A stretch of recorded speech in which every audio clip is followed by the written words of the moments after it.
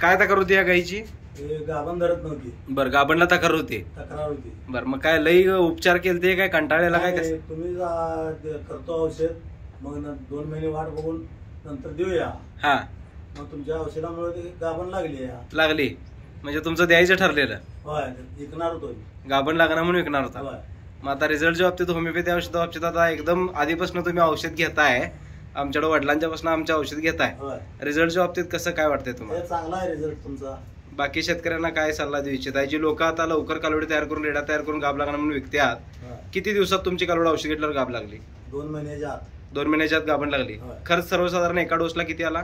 300 रुपये. मग 2 डोस केला तुम्ही? बरं, 100% आता किती महिन्याची गाभण आहे? 8 महिन्याची गाभण. 8 महिने संपले. 8 महिने. 8 महिने पूर्ण झालेत. ठीक आहे, काय अडचण नाही. बाकीच्या शेतकऱ्यांना काय सांगू इच्छित आहे तुम्ही? होमिओपॅथिक औषध चांगला आहे, घ्या.